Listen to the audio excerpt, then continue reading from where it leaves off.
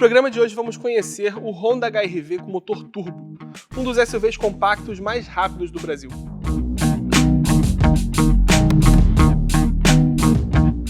O luxuoso e tecnológico Mercedes Classe C da nova geração, que está mais exclusivo do que nunca.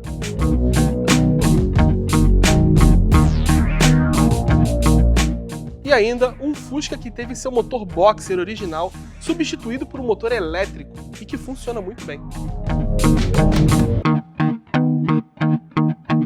Seja muito bem-vindo ao programa Quatro Rodas. Eu sou o Henrique Rodrigues e hoje eu vou te mostrar 3 carros muito diferentes entre si, mas se eu fosse você eu ficaria até o final porque o Fusca é bem interessante.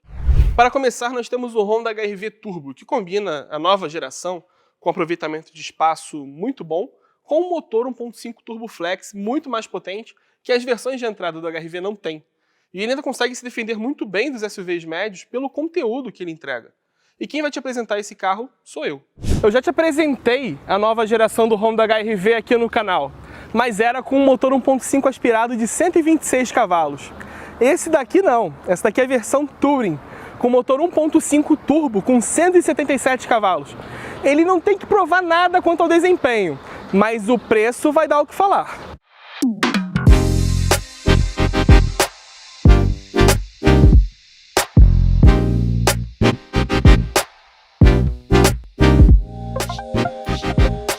Você já viu algum Honda HR-V dessa nova geração nas ruas? O fato é que o carro que você viu certamente era das versões com motor aspirado, as EX e EXL. As versões turbo são a Advance e a Touring, topo de linha, que no caso é essa daqui. A grande questão é que elas só começam a ser entregues agora em outubro. Até então só estava rolando pré-venda. Agora, um outro ponto também muito importante é a distância de preço entre as versões aspiradas e as versões turbo, que é gigantesco. O Honda HR-V EX, a versão de entrada, começa em R$ 142.500. A versão EXL passa aos R$ 149.900. Delas, até a versão Advance, que é a turbo mais barata, o degrau é de R$ 26.900. Ela custa R$ 176.800. Ou seja, o Honda HR-V Advance está exatamente na mesma faixa de preço de Jeep Compass Sport, de Volkswagen Taos Comfortline, de Corolla Cross XRE. Ou seja, ele é um SUV compacto com motor turbo de 177 cavalos, no mesmo patamar de preço de SUVs médios com potência na mesma faixa. Os 177 cavalos são exatamente os mesmos do motor 2.0 aspirado do Corolla Cross. Mas enquanto as versões seguintes de Compass, Corolla Cross e Taos custam mais de R$200 mil, esse Honda HR-V Touring, que é a versão mais completa, custa R$ 184.500. É assustador, mas eu acho que eu entendi por que ele custa tão caro. Mas deixa eu só te mostrar primeiro o que muda nos HR-V Turbo, como é o caso dessa grade aqui exclusiva, que tem essas tramas em forma de quadradinho, no lugar daqueles frisos horizontais foscos das versões aspiradas.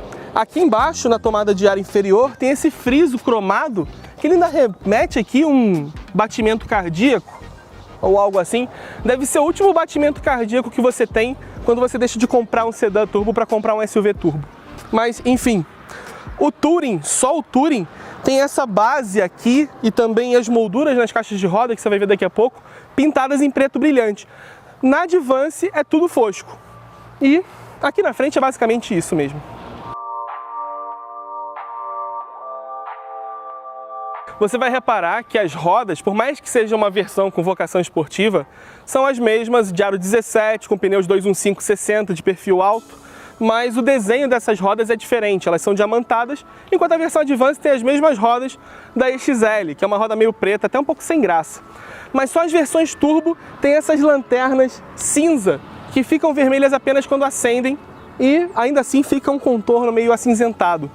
E na base do para-choque, 2 saídas de escape de verdade, tá? Não é mentira não é para disfarçar. Elas são necessárias por causa do motor turbo mesmo. E um dos principais equipamentos de requinte do HR-V Touring é esse daqui, ó. A abertura da tampa do porta-malas elétrica.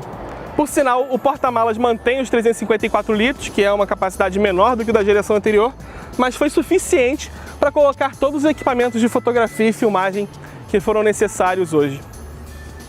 Ainda tem um detalhe, se você se aproximar com a chave no bolso, ela já abre automaticamente. Mas eu não vou fazer aqui agora porque com certeza não vai funcionar. Eu vou ficar gravando várias vezes e hoje não.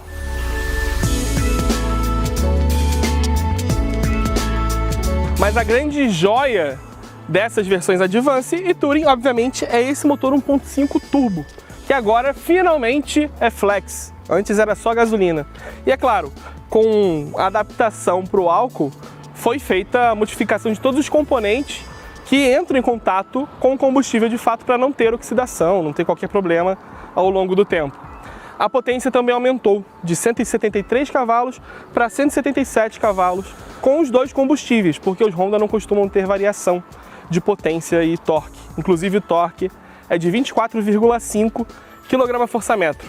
E eu já te adianto os números de consumo: 11,1 no ciclo urbano e 15,2 no ciclo rodoviário nos nossos testes, feitos sempre com gasolina. Ele só não é tão econômico quanto aspirado, mas anda bem mais e você vai ver isso.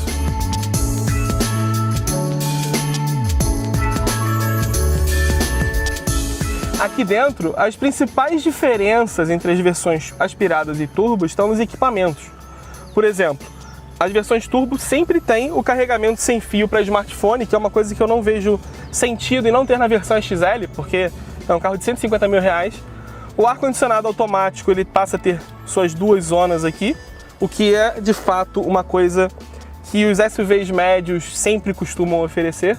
E ainda tem o quadro de instrumentos parcialmente digital. É o mesmo quadro de instrumentos do City, ou seja, ele tem o velocímetro analógico do lado direito e do lado esquerdo uma tela de 7 polegadas colorida, que aí sim projeta o contagiros, um velocímetro digital na parte mais à direita, que é o centro do cluster, e no meio do contagiros você tem acesso a informações mais avançadas do computador de bordo. Na verdade, você consegue ver até mesmo as direções do Android Auto e do Apple CarPlay, que são transmitidas, né, por essa central multimídia, que é basicamente a mesma das outras versões, nada muda, o que é uma pena, porque embora ela seja até funcional, tenha botões de acesso rápido aqui na lateral, eu não acho ela visualmente bonita, nem grande, né? Acho que ela tem ela perde alguma coisa na comparação com outras centrais que existem nos rivais nessa faixa de preço. Além disso, as versões turbo também têm os modos de condução Sport, Normal e Eco, para ter uma diferenciação até no comportamento do câmbio automático CVT, que simula as mesmas 7 marchas, e a única diferença que ela tem para as versões aspiradas é basicamente o torque que ela suporta, é uma configuração e especificação. E tem trocas sequenciais aqui na borboleta. O que apenas a versão Touring tem é esse couro claro, né, nos bancos, o aplique sintético na parte central do painel, aqui nas portas também, e os bancos. Na verdade, o banco do motorista, que tem ajuste elétrico. E isso também é uma coisa exclusiva do Touring, que agora, como você pode ver, também não tem mais teto solar. E nem vai ter. Nenhum lugar do mundo existe HR-V com teto solar. Vai ter, sim, teto panorâmico em alguns mercados, mas isso para a Honda não funcionaria no Brasil, porque aqui teto panorâmico só serve para esquentar mais a cabine, o que não é necessário, porque só de você deixar bem no sol já esquenta bastante. Onde falta luz, uma parte do ano, onde o inverno é mais rigoroso, é uma demanda que existe, aqui não. Agora tem um ponto que o HR-V pesa em todas as versões, que é o fato de ele oferecer sistemas de segurança avançada de série em absolutamente todas as versões. É o Honda Sensing. Ele inclui o piloto automático adaptativo, assistente de frenagem, assistente de permanência em faixa e de centralização em faixa automática. Enfim, todos esses assistentes, inclusive a câmera que indica, que dá a visão lateral aqui, que compensa a falta de monitor de ponto cego. Ele é o único a ter isso desde a versão mais básica lá dos 140 mil reais até o topo de linha. Na verdade, você vai ver que o Nivus também tem um ACC de série, mas entre os SUVs compactos com os quais ele briga diretamente, Tracker, T-Cross, Creta, enfim, essa turma aí, ele é o único que oferece isso. E tem também o Corolla, que oferece a partir da segunda versão, a XR-E, e vai até o final das versões híbridas. Mas quando você chega nos SUVs médios, Taos, Jeep Compass, a oferta desses equipamentos não é tão comum. No Taos é só na versão Highline de 200 mil, no Jeep Compass ou é opcional ou é só na versão Limited, que também custa mais de 200 mil reais. E aí você tem o HR-V Touring ali na faixa dos 185 mil reais, com isso de série, mais um motor turbo com desempenho equivalente e mais um espaço interno legal, pelo menos aqui na frente. Então ele é o único SUV nessa faixa dos 185 mil reais que entrega tudo isso junto com um bom espaço interno e um motor turbo na mesma faixa de potência e de desempenho. O desempenho, na verdade, é até melhor do que os SUVs médios. Então acho que é aí que o HR-V Touring faz sentido, e não na comparação, por exemplo, com o Volkswagen T-Cross 1.4. Ele já está muito além em preço. O T-Cross 1.4, na verdade, vai terminar brigando com a versão Advance, que é o limite do limite dos SUVs compactos hoje. A aposta do HR-V Touring é justamente num couro claro, num banco elétrico, um porta-malas elétrico e nos sistemas de assistência avançada desse carro. E tem a questão do espaço interno, porque embora o HR-V seja quase 20 centímetros menor do que os SUVs médios, o espaço interno dele ou é equivalente, ou é pouco menor, ou é maior. O HR-V antigo já tinha um espaço interno maior do que o do Jeep Compass, e hoje ele, com 3 centímetros a mais de espaço para as pernas, consegue ser ainda melhor do que o do Compass. Então, embora ele seja um SUV compacto, ele consegue sim se passar bem como um médio e até consegue te ajudar um pouco no dia a dia, sendo menor, para você colocar o carro numa vaga, embora ele não tenha um assistente de estacionamento automático. Isso é uma falta, inclusive.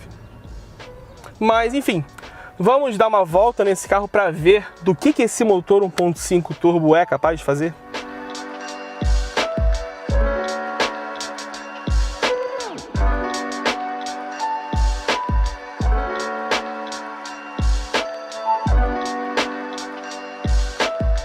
E esse talvez fosse o grande momento, o momento de colocar o Honda HR-V Turbo em movimento. Bem, deixa eu pisar aqui. Dá para ouvir um tanto do motor ainda, mas o isolamento acústico, ele não quer dizer que ele tenha sido reforçado, mas ele foi configurado, digamos assim, especificamente para o ruído que esse motor turbo faz. E é um ruído que, pelo menos o que invade a cabine, é um pouquinho mais abafado do que o ruído do motor aspirado, que é da mesma família, mas sem turbo. Ó. Você sente a vibração de fundo no pedal e no volante principalmente, mas o ruído, o que mais você escuta na verdade é ruído de vento cortando a carroceria e não o ruído do motor. Vou até reduzir, ó, na borboleta. Tá na terceira marcha simulada a 5.000 RPM. É uma condição que não é incomum para um câmbio CVT e dá para conversar, dá para manter uma conversa num bom patamar. Mas não quer dizer que seja o carro mais silencioso do mundo. Agora, a resposta do motor é bem boa. Na verdade, continua boa, né? Porque o HR-V Touring da geração anterior tinha um desempenho equivalente. E falando em desempenho, no nosso teste, o HR-V Touring 2023 acelerou de 0 a 100 em 8,9 segundos. É rápido, mas ele é mais lento do que o Fiat Fastback Limited, com motor 1.3 turbo de 185 cavalos, que no nosso teste foi de 0 a 100 em 8,6 segundos. Ainda assim, é um baita desempenho se você considerar que nenhum SUV médio, nenhum dos concorrentes dele consegue ter um tempo na casa dos 8 segundos, né? Tudo 9 segundos, 10 segundos. Então, naquele dilema entre SUV compacto e SUV médio, ele também é mais rápido, além de mais econômico. E, tirando da jogada, claro, o Toyota Corolla Cross. Agora, falando em comportamento do carro, também houve ajustes. A suspensão ela é um pouco mais firme, os amortecedores têm mais carga, para dar não exatamente uma esportividade. A proposta desse carro não é ser esportivo, mas é para dar um pouco mais de precisão à tocada do carro. Deixar a suspensão, sim, um pouquinho mais firme para você ter uma resposta mais compatível mesmo com o carro, com o que ele é capaz de entregar. Então, quando você passa num relevo, no aspirado, eu achava que ele tinha um curso, ele explorava muito rápido o curso, ele ficava oscilando bastante a traseira. No turbo não tem isso. É uma mudança muito discreta, mas que faz uma diferença na prática. E tem os modos de condução, né? Eu estou no modo econômico esse tempo todo, passar para o modo normal. Há uma pronta resposta a mais assim no acelerador, uma precisão maior do acelerador. Em disposição também do câmbio, deixa eu reduzir, né? Porque se você se distrai um pouquinho, acabou, você toma uma multa. E tem o Sport, que foi o que eu mais gostei. Não só pela velocidade da resposta, mas por ele explorar mais a faixa de giro e dependendo da situação você tem mais sensação de troca de marcha, digamos assim. Então eu achei interessante. E ainda tem o modo manual, que ele permanece, na verdade, ele não volta para o drive quando você está usando o modo Sport. Ó, redução. Próxima marcha. Dá até para se deixar enganar pelas trocas de marcha, na simulação de trocas de marcha dessa caixa CVT aqui. Ela não fica, como é que se diz, variando muito a polia na hora da troca, ela é bem mais rápida. Então dá até para se passar por uma marcha de verdade mesmo. Eu acho que o HRV é isso, você se deixar enganar por algumas coisas, se deixar enganar por ele não ser um SUV médio, se deixar enganar por uma marcha que na verdade não existe, é uma simulação, por um desempenho que ele realmente tem, porque o carro é mais leve, menor e tem um nível de potência praticamente igual. Então, se você coloca isso na balança, dependendo do seu gosto, da sua necessidade, do seu desejo, talvez um HRV seja a opção ideal em vez de um concorrente médio, que é maior, mais pesado e eventualmente bebe mais. E para muita gente tem um detalhe que pesa muito mais e que para mim particularmente não faz muito sentido, mas esse carro é um Honda, né? Ele é um Honda hoje, é um Honda amanhã, é um Honda até o fim da vida útil desse carro. Você entende o que eu tô falando?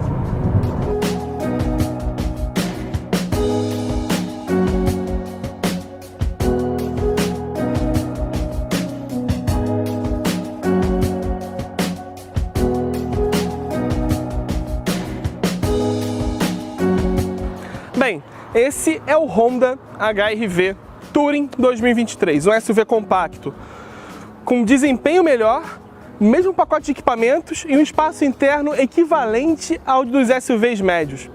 Mas ele consegue concorrer com esses carros? Com Compass, Corolla Cross e Taos? Esse é um grande mistério, ou talvez a grande barreira que a Honda tem no Brasil agora. Uma coisa ela tem a seu favor, a marca, o Hzinho ali na grade. O Honda HR-V não é grande, mas ele consegue entregar o espaço interno de SUV médio. E nessa faixa de preço de R$190 mil, nenhum dos concorrentes dele consegue se aproximar ao conteúdo que ele entrega, principalmente em termos de segurança ativa, com piloto automático adaptativo, frenagem de emergência, assistente de faixa. E justamente por isso, o Honda HR-V foi eleita a melhor compra de 2023 pela Quatro Rodas. Nós vamos para um rápido intervalo, mas não sai daí porque daqui a pouco tem a nova geração do Mercedes Classe C e o Fusca elétrico. Estamos de volta para conferir a nova geração do Mercedes Classe C. É uma evolução notável para o Classe C, porque agora ele tem um monte de telas, todas as versões têm conjunto mecânico híbrido, mas isso implicou numa questão delicada, que é o preço. Quem vai te explicar tudo é o Guilherme Fontana. Essa daqui é a nova geração do Classe C. Ela acabou de chegar aqui no Brasil num patamar bem alto de refinamento e de tecnologia. Só que tem causado uma certa polêmica pela nova política de preços da Mercedes, que deixou esse carro bem mais caro e consideravelmente acima da concorrência. Mas por que tão caro? Será que o carro mais vendido da Mercedes no mundo vai vingar desse jeito?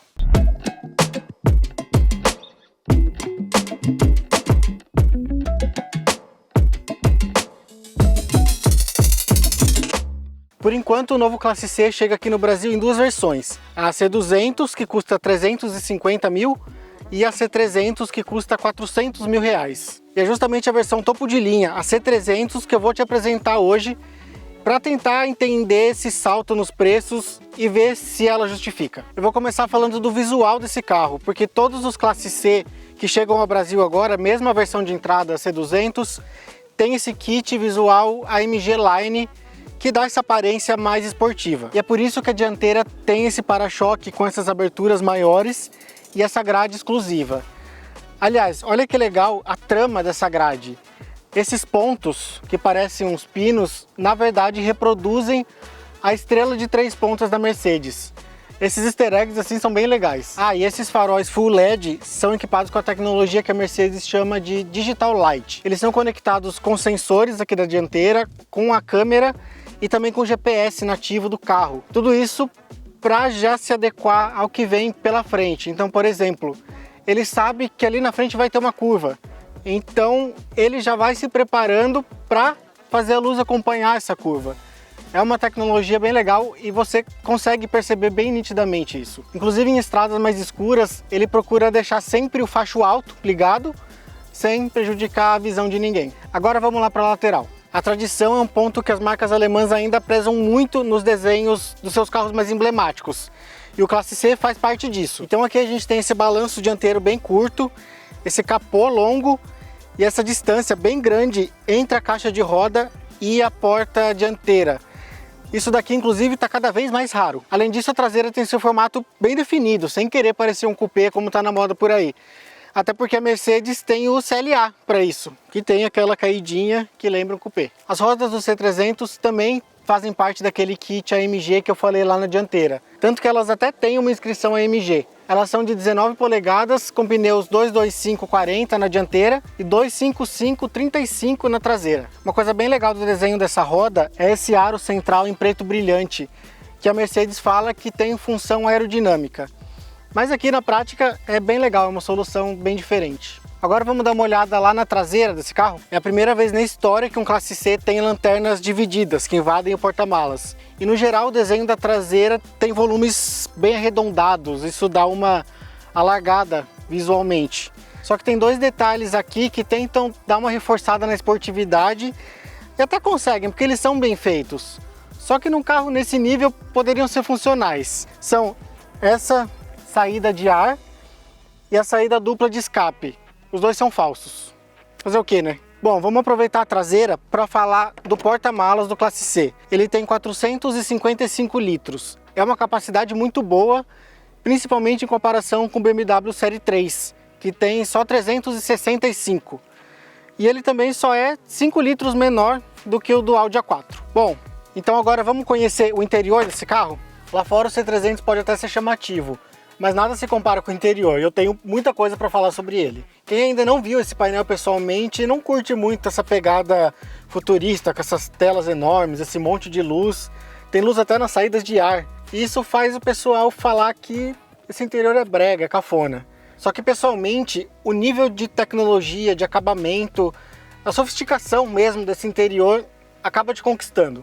Eu nem preciso falar que por onde você olha tem plásticos de boa qualidade, materiais emborrachados, couro, alumínio, até plásticos que imitam alumínio. E aqui na parte central tem esse plástico com essa estampa que a Mercedes chama de trama metalizada. Na prática ele parece tentar imitar uma fibra de carbono. O resultado é bem legal. Ah, e se você achou esse acabamento vermelho chamativo demais, também dá para trocar por preto ou caramelo. O que chama bastante atenção aqui dentro é esse visual bem limpo. A gente praticamente não tem botão físico. E a maioria dos que sobraram também tem opção de comando por toque. Como é o caso do volume, é só você arrastar o dedo para lá e para cá. O teto solar também é só você passar o dedo aqui que ele abre. E também sobrou até para os comandos do banco.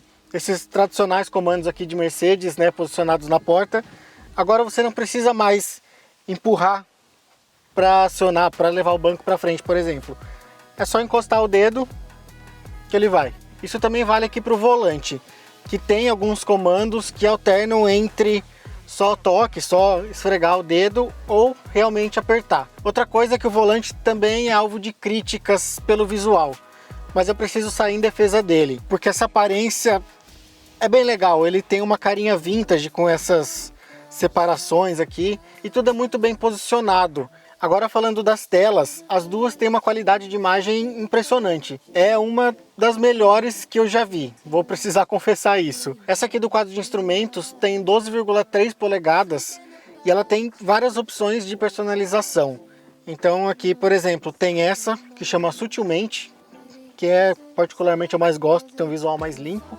Depois tem esportivo, clássico, navegação e assistência, que vai mostrando algumas assistências de condução aqui no quadro de instrumentos. Aqui nesse mesmo menu dá para configurar também o Head-Up Display, que são aquelas informações projetadas lá no vidro, feitas para que o motorista não precise ficar desviando o olhar da pista para olhar a velocidade, por exemplo.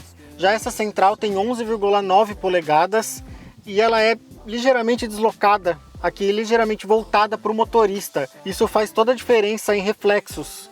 E ela também é muito fácil de operar, os menus são bem fáceis, o manuseio dela, o toque, é tudo muito bem acertado. Aqui da central dá para comandar praticamente todas as funções do carro, inclusive a que eu vou falar agora, que é de iluminação. Esse carro tem pontos de luz espalhados por toda parte, tem dentro das saídas de ar, aqui em vários pontos no painel, nas portas e até em volta dos comandos aqui do teto solar da luz de teto. Tem quem ache demais, que realmente é bastante luz, mas à noite é legal, é uma sensação diferente. E dá para você escolher entre deixar uma cor fixa, que ele tem a opção Unicolor, ou Multicolor. Aí ele te apresenta várias combinações já pré-definidas que você seleciona. Então, por exemplo, aqui tem um rosa e azul, e ele vai usando esses dois tons alternados aqui dentro. Além disso, as saídas aqui também respondem a alguns comandos da central multimídia. Então, quando você esquenta, por exemplo, aqui do motorista, eu vou subir a temperatura, essas saídas vão ficar vermelhas, porque eu elevei a temperatura.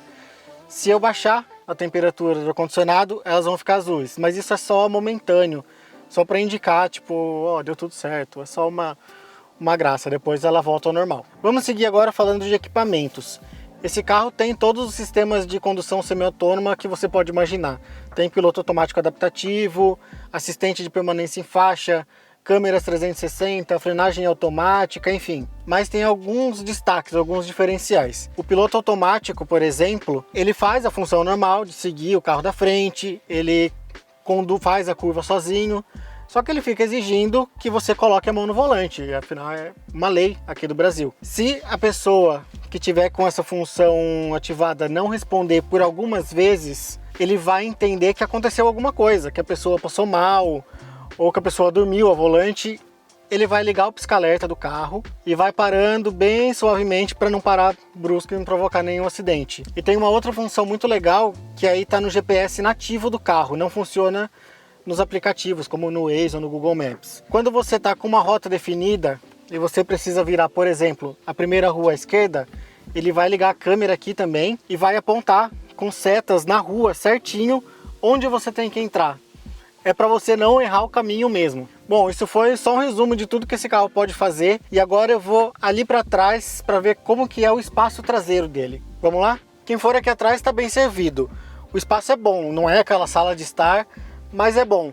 Eu tenho 1,73 de altura, o banco da frente está ajustado para mim e ainda está sobrando, ó, um palmo quase aberto aqui para as pernas. Só vai ter problemas quem for aqui no meio, porque o assento e o encosto são mais estreitos. Além disso, olha o tamanho desse túnel central, ele é muito alto. E quem for sentado aqui vai ter, indiscutivelmente, que invadir o espaço de quem estiver do lado. E vai ter que viajar numa posição bem cômoda, com as pernas abertas. Além disso, esse banco, esse assento central, é mais alto. Então alguém um pouco maior que eu já vai raspar a cabeça no teto. Aqui na minha posição, isso não tem problema nenhum. Estou bem confortável. Quem vier aqui atrás também vai ter à disposição duas saídas USB-C então você vai ter que ter o cabo ou pelo menos um adaptador, mais uma saída de 12 volts, tudo para deixar o celular bem carregado. Também tem saídas de ar exclusivas, mas não só saídas, como ajustes de temperatura exclusivos. Isso porque esse carro tem um ar-condicionado de 4 zonas. São 2 lá na frente e 2 aqui atrás. E é tudo bem fácil aqui, bem intuitivo de mexer. E uma saidinha para cada lado. Agora chegou a hora de falar como que o C300 anda. Vamos lá? Além de mais equipado e de mais caro, o C300 também é o mais potente da linha. Ele tem um motor 2.0 turbo com 258 cavalos de potência e 40,8 kgfm de torque. Só que esse motor a combustão não está sozinho aqui. Ele tem a ajuda de um sistema elétrico de 48 volts que faz do C300 um híbrido leve. Esse sistema ajuda em vários aspectos.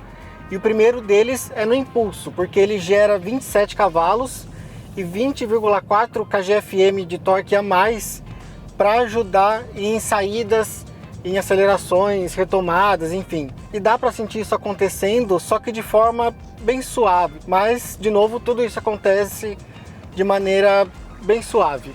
O segundo ponto também é a suavidade. Inclusive, eu vou falar bastante aqui a palavra suave, suavidade, porque é o principal foco desse sistema. Então, o segundo ponto ajuda muito na suavidade do funcionamento do carro. Então, quando você liga, dá para sentir que o motor ele vai crescendo, ele não tem até aquele barulho de partida, porque é esse sistema elétrico que faz a partida e daí a combustão entra. Então você liga, você sente que ele vem crescente, ele vem suave.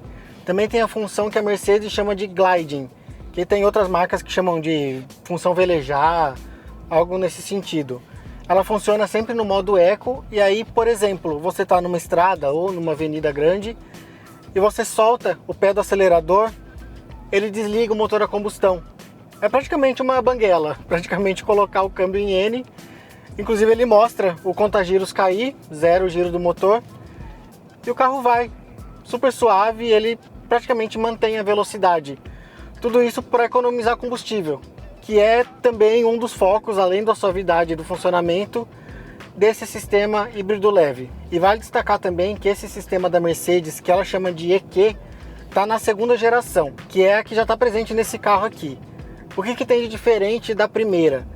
Nesse daqui, esse sistema de 48 volts é acoplado diretamente no motor a combustão. Ele não é ligado por correias como era na primeira geração. Inclusive a Mercedes fala que esse carro aqui não tem correia mais em lugar nenhum. E toda essa suavidade não está só no funcionamento do motor, ela também está na dirigibilidade do C300. Mesmo sendo um carro de mais de 250 cavalos, de tração traseira, ele é um carro super dócil, daqueles que dá vontade de andar devagar, dá vontade de desfilar. Não dá vontade de você ficar acelerando, de ficar querendo sair primeiro no semáforo, nada disso. Ele é um carro super tranquilo, mas claro que a direção é bem direta, a posição de dirigir é bem esportiva e esse carro anda muito bem, porque ele é muito potente, então ele tem acelerações bem vigorosas, ele empurra muito bem. Inclusive, segundo a Mercedes, esse carro vai de 0 a 100 km por hora em 6 segundos. É um número bem interessante. O câmbio também tem um funcionamento muito bom, as trocas são rápidas e suaves, e tudo também pode mudar, todo esse comportamento pode mudar de acordo com o modo de condução escolhido pelo motorista, que entre eles tem modo Eco, modo Comfort, modo Sport e tem também o Sport Plus, que é a pegada, em teoria, mais hard. Só que mesmo assim, esportividade não é o lema desse carro aqui. Tanto que apesar de ter o kit AMG Line, para o Brasil a Mercedes escolheu a suspensão voltada para o conforto. Isso pode até decepcionar quem quer uma direção até mais divertida, aquela suspensão mais durinha. Mas foi um belo acerto da Mercedes, porque é justamente por isso que dá para andar tranquilo na cidade sem se preocupar com pancadas muito secas. Só que aí a gente tem rodas aro 19, então quando cai num buraco também não dá para fazer nenhum milagre, né? O único problema continua sendo a altura desse carro. Qualquer lombada que você tente passar um pouquinho mais rápido vai raspar embaixo. Então você tem que aprender a passar bem tranquilo, não precisa passar de lado, nada disso. É só passar bem tranquilo que o carro não vai pegar, tá tudo bem.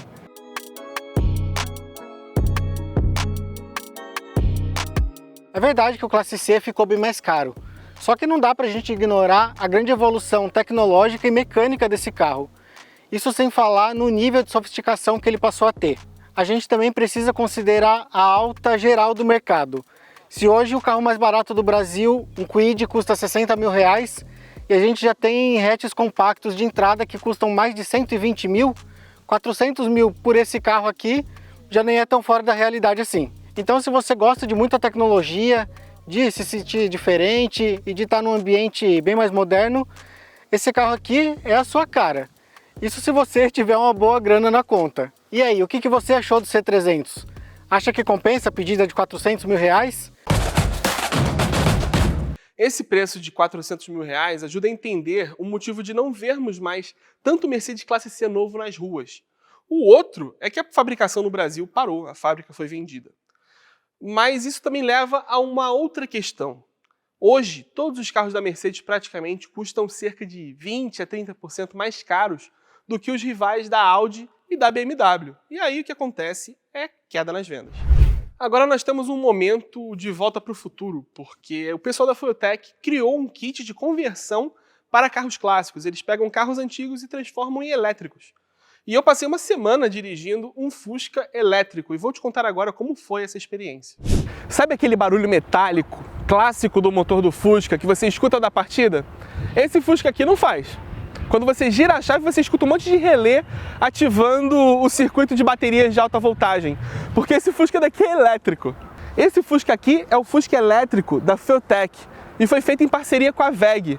Então é um Fusca elétrico com tecnologia praticamente 100% nacional. Na verdade, só as baterias são importadas. E ele é sensacional. Eu vou te mostrar todos os detalhes agora.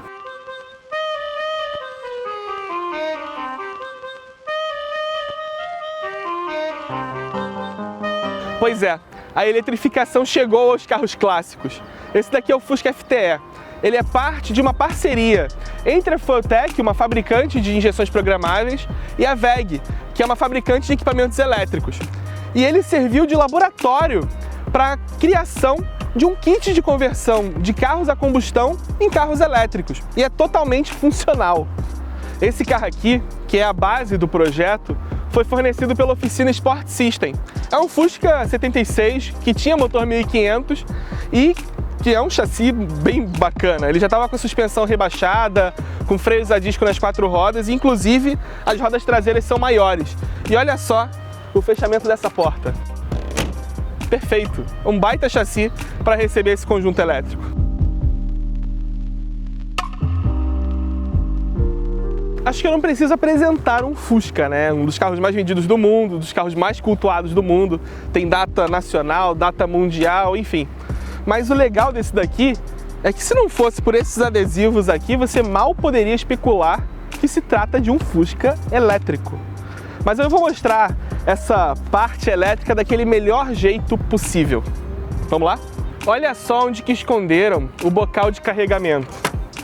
E o melhor, é padrão europeu, é o tipo 2, então ele é mais compatível com carregadores públicos do que carros elétricos da JAC.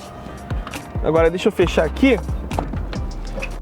E as intervenções para conversão elétrica também aproveitam as características originais do Fusca. Olha só, isso aqui é muito mais simples do que uma mecânica de Fusca, que já é um negócio muito simples. Essa capelinha high-tech aqui, na verdade, é um inversor de potência, inversor de frequência.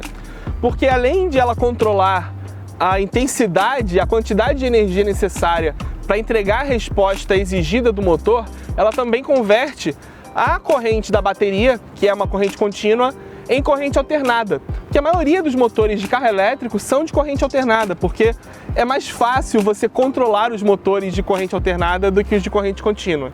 Falando nisso, esse motor aqui nem parece que é um motor, né? É um WEG. Ele tem 67 cavalos e 13,2 kgfm de torque. Ou seja, ele tem basicamente os números dos Fuscas mais potentes que já foram fabricados no Brasil, que foram aqueles 1600 ali dos anos 70, justamente quando esse carro aqui foi fabricado. O 1600 com dupla carburação, enfim, era um Fusca bem legal.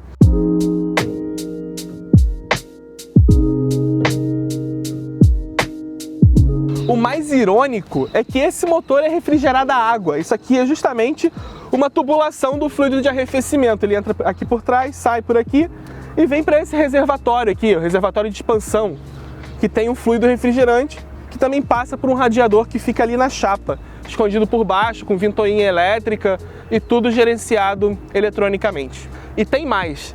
Esse motor ele está conectado diretamente ao câmbio original de 4 marchas por meio de um flange feito especificamente para isso. Na verdade, o que sustenta ele aqui são os 4 parafusos de acoplamento no câmbio. E só isso, não precisa dos suportes laterais que existem para o motor a combustão do Fusca. E tem outra coisa curiosa, que até para você poder, se necessário, trocar a marcha quando está dirigindo, eles colocaram por segurança uma embreagem mais robusta, de motor AP. Mas assim, carro elétrico não tem câmbio, você não precisa do câmbio. Eles só mantiveram nesse carro para poder entender um pouco a entrega de torque e potência dele. Como a intenção era não intervir na estrutura original do carro, até para essa conversão elétrica ser reversível, olha só como é que colocaram a bateria. Bem no local onde seria o tanque de combustível de um Fusca, aproveitando inclusive a mesma fixação. Esse conjunto aqui, no total, tem 25 kW de capacidade. Isso dá para rodar cerca de 150 km com uma carga completa. Essa grande caixa aqui representa 2/3 do pacote de baterias, o outro terço está lá na traseira. E aqui dá para ver bem, tem a fiação de controle, de gerenciamento do sistema da conversão elétrica e também a conexão entre a bateria de alta voltagem com o sistema de 12 volts original. Tanto que ele preserva todo o chicote, toda a elétrica, os fusíveis, tudo do sistema elétrico original do Fusca, inclusive a bateria que fica alojada lá embaixo do banco traseiro, como era originalmente. E a grande sacada disso é que você pode desconectar facilmente e reverter toda essa conversão.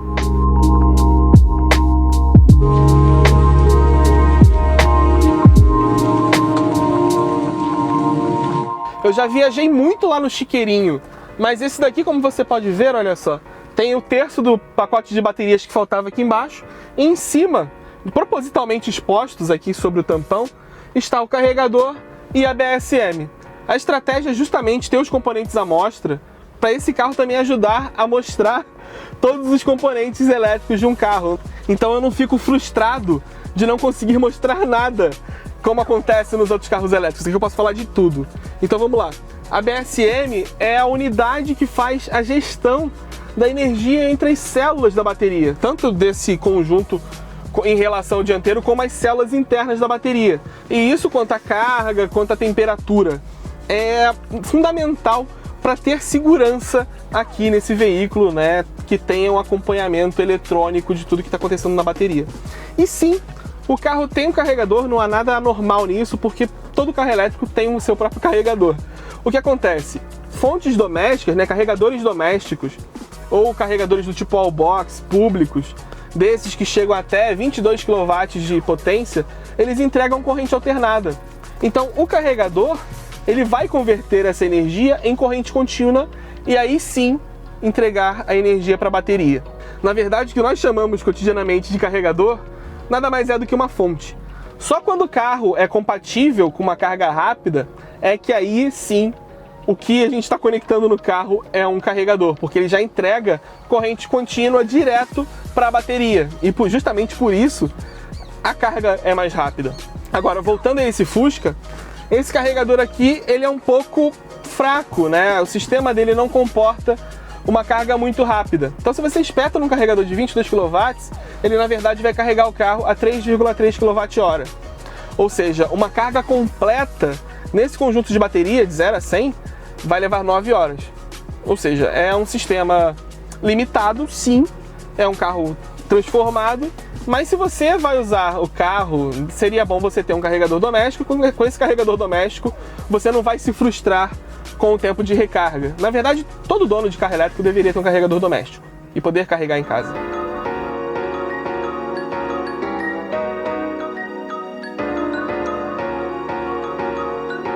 Esse aqui definitivamente não é um projeto de professor Pardal. Tanto que tem um sistema de gestão de todos os componentes elétricos do carro, que é justamente a Fueltech. em vez de estar controlando uma injeção eletrônica de motor a combustão, essa FT550, ela na verdade está fazendo todo o gerenciamento dos sistemas elétricos do carro. E isso é feito por meio de uma rede CAN, que é a interface de comunicação que se usa usualmente em qualquer carro moderno. É a comunicação entre os módulos eletrônicos do carro. E aqui essa comunicação é entre a gerenciadora de baterias, o inversor do motor e o próprio motor. Todos eles têm uma rede de comunicação e mandam sinais de sensores, de posição, do que está sendo feito, do que está sendo interpretado dos seus sensores para ser gerenciado na Fueltech. E aí a Fueltech trabalha essas informações para controlar a entrega de força. Enfim, é uma rede CAN em um Fusca feito na década de 70. E a Fueltech, com essas informações, ó, por exemplo, eu tenho a temperatura do inversor, temperatura do motor, o torque que está sendo entregue, regeneração, percentual de regeneração, enfim, tem muito mais informação que ele recebe e ele usa isso para ter tipo um mapa, não um mapa de injeção, né, mas um mapa de controle do motor elétrico. E esse mapa seria o quê? A intensidade, por exemplo, da força que o motor está disponibilizando no momento, de acordo com a pressão no acelerador que eu tenho, se a temperatura do motor permite uma entrega de força maior, se está numa rampa, numa descida, enfim, você tem a entrega de força, a regeneração, tudo em função da velocidade, das temperaturas, dos sinais, tudo isso fica nesse mapa. E aí você pode ter um mapa menos intenso, que provavelmente é o que está aqui, ou um mais intenso, que aí torna tudo muito mais difícil, né? Se torna muito difícil controlar um carro elétrico quando você tem todo o torque sendo entregue naquela hora. Então é fantástico. Isso aqui é o cérebro do carro. Em vez de você ter uma central multimídia aqui, você tem um cérebro do carro. E seria possível, por exemplo, mudar os mapas de injeção por aqui, ou ligando a Fueltech no USB do computador.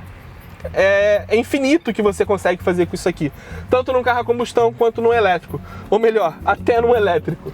Agora vamos dar uma volta com esse Fusca e depois eu te conto quanto custa essa conversão aqui. Quer ver então como é que é a aceleração de um Fusca elétrico? É assim, ó.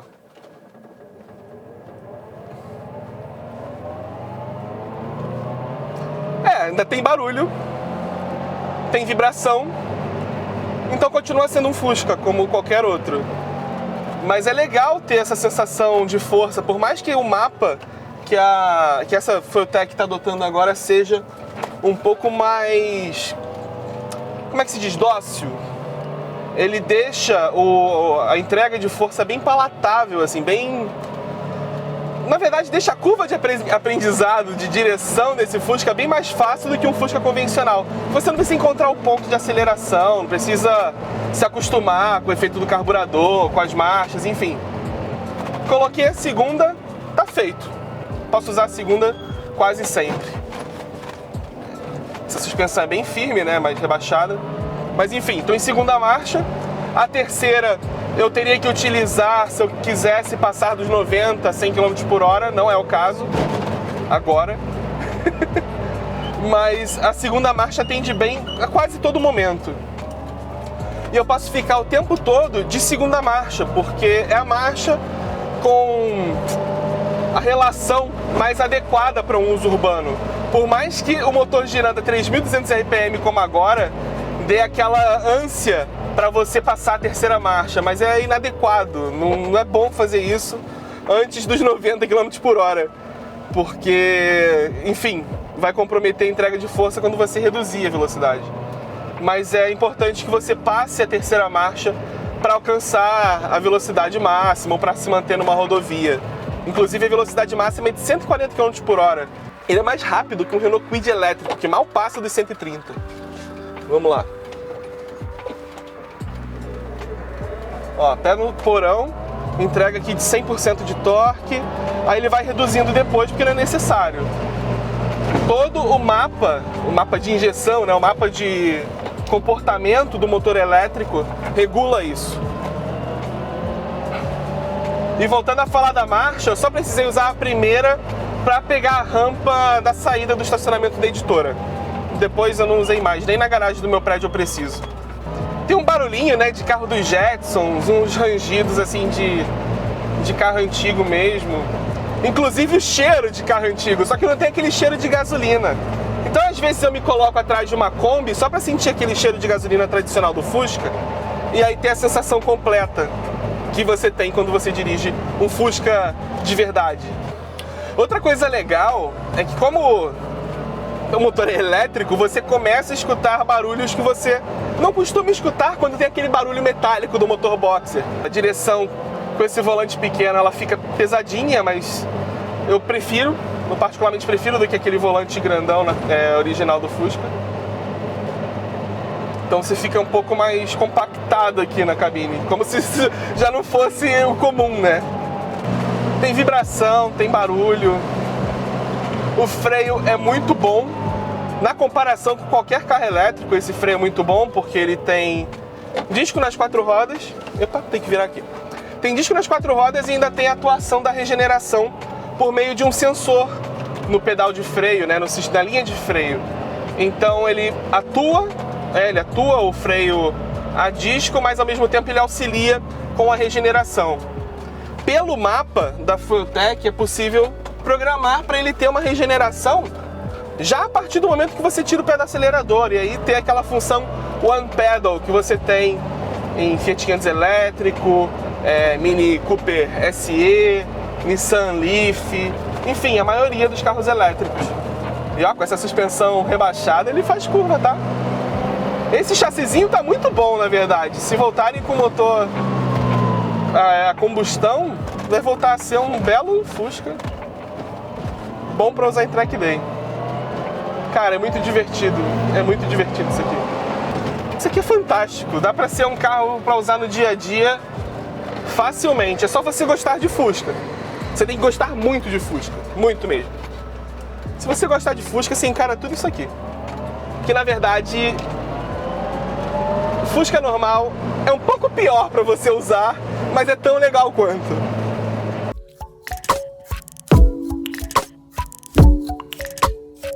E esse projeto pode ser financeiramente viável para algumas pessoas.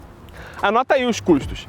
As fabricantes, elas realmente não mentem quando elas falam que os carros elétricos novos têm as baterias como componente mais caro, porque essas aqui, de lítio NMC, custam R$45 mil. O conjunto mecânico, que é basicamente o inversor e o motor, porque um é feito para o outro, custa mais R$22 mil. E a Fueltech FT 550 custa ali por volta dos R$7 mil. Então, no geral, a Fueltech fala que essa conversão custa R$100 mil, só que você ainda tem que arrumar um bom chassi para fazer isso. Aí você pega um Fusca de uns 15, 20 mil reais que você encontra, um Fusca bem estruturado nesse preço, e aí você tem um carro elétrico de 115, 120 mil reais, ainda mais barato do que qualquer carro elétrico novo, e bem mais divertido, né? Depois de uma semana andando com esse carro, eu me convenci de que se não fosse pelo valor, eu bem converteria o meu Fusca 1373. Chega dessa história de regular ponto, limpar giclê, dar um talento no carburador de vez em quando, limpar aquele óleo, aquela graxa na garagem, chega. É bem mais tranquilo usar um Fusca elétrico. E tem vibração e barulho do mesmo jeito. Bem, e fica aqui nosso agradecimento à Fueltech, que mandou o carro só pra gente e nos confiou esse Fusca por quase uma semana. E é isso. Fui! A verdade é que é muito estranho rodar com um Fusca que não faz aquele barulho do motor refrigerado a ar que todo mundo espera que um Fusca faça. Mas é bom, é um carro bom de andar, sentir aquela força do motor elétrico, é interessante e transforma o Fusca numa solução até de mobilidade diária, se você não roda tanto assim. Eu gostei bastante, sendo bem sincero. E este foi mais um programa 4 Rodas, mas não fique triste porque semana que vem tem mais e você pode continuar acompanhando todo o nosso trabalho no site, na revista, nas redes sociais e também no novo aplicativo da 4 Rodas que está disponível em todas as lojas de aplicativos no Brasil. Até a próxima!